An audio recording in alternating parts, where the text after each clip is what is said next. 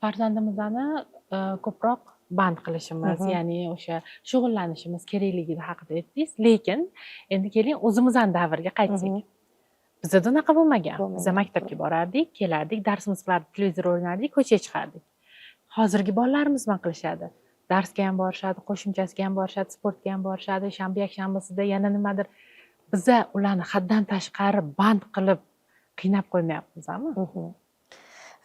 Qarang, hozir ko'ryapsiz, vaqt juda ham tez o'tyapti. Vaqt tez o'tayotganligi sababli ayollar qarishga ulgurmayapti yoshiga nisbatan. Bolalar yoshiga nisbatan rivojlanib ketishga ulgurmayapti. Ya'ni bizada qanaqa edi? Biza sensor yoshligimizda to'yinib olganmiz-da. Sensor to'yinish mana hozir ko'pchilik tushunmaydi nimaligini. Sensor to'yinish siz o'zingizni yoshingizga nisbatan rivojlanish jarayoningizda tana bilan to'yinasiz, yerga yotasiz, ayollarning yurasiz. Issiq sovuqni oyog'ingiz taftingiz his qiladi. Yaqinda bitta ona aytayotdilarki, mani bolamni yerga yotqizmanglar, ko'rpachada yotmasin yerda, kravatda yumshoq joyda yotsin deyaptilar. Aslida ular bolalariga komfort qilaman deb, ular bolaga ziyon qilayotganlarini tushunmayaptilar. Mana biz yerlarda yotardik-ku ko'rpachada, to'g'rimi? Biz ko'zimizni yumganimizda, yotganimizda tanamizda taktil his qilardi. Masalan, hozir ko'zimiz ochiq yopiq bo'lsa ham yermi, yumshoq joymi, qattiq joymi? To'g'rimi? Farqiga boramiz. Nimani beradi bizga?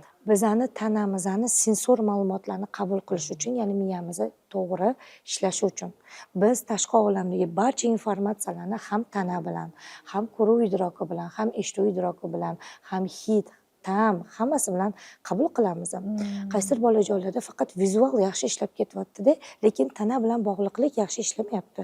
Ko'pchilik ota-onalar mana hozir hamma joy komfortda. Komfort bo'lgandan keyin bola yiqilib tushmasligi uchun, bilasizmi, orqasiga hatto yostiqchalar chiqdi.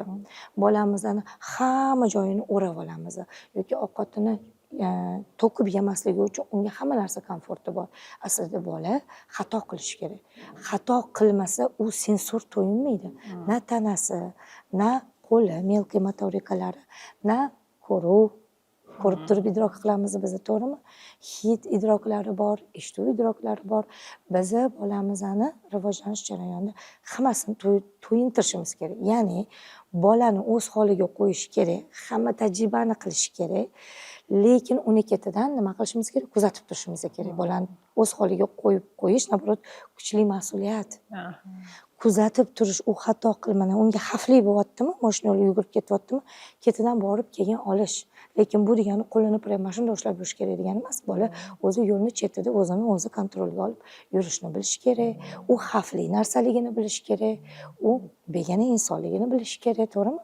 Begonadan qochish kerakligini bilish kerak. Biz nima qilamiz? Begona odamlarning oldiga hattoki qo'shmaymiz. Ko'z tegadi, yo mumkin emas, mikrob infeksiya, shunaqa giperapoyoq onalar ham bor. Lekin biz hali to'g'rimizda. Eslang qanaqa edik? Biz kar bo'lib kirardik. Kerak bo'lsa, oftob bizani nima qilardi? Qoraytirardi, sensor to'yinardik. Daraxtga chiqib shot tuta olardik. O'rik yerdik. Mana aytishadi-ku, biz oldinlari mevalarni shunday daraxtdan uzib yurmasdan ham yerdik. Chunki immunitet hosil bo'lgan. Biz o'shanga chiqish kerakligini, o'shanga yetish uchun mehnat qilish kerakligi uchun nima qilgan? Miyamiz ishlashga harakat qilgan va bizga hamma narsa shunday muhayyo qilingani sari bizada diagnozli bolalarimiz ko'payib ketyapti. Ko'chaga chiqib hech kim o'ynamayapti. Gruppovoy, korporativ o'yinlar qani? Yoki tartibdagi o'yinlar qani? Yoki bo'lmasa dialogik muloqotdagi o'yinlarimiz bo'lardi, to'g'rimi? Qum qurganida birga общенияda bo'lib o'ynardi. Nima deydi? Ham diqqat, ham e'tibor birgalikda taqsimlanardi. Hozirgi bolalarda-chi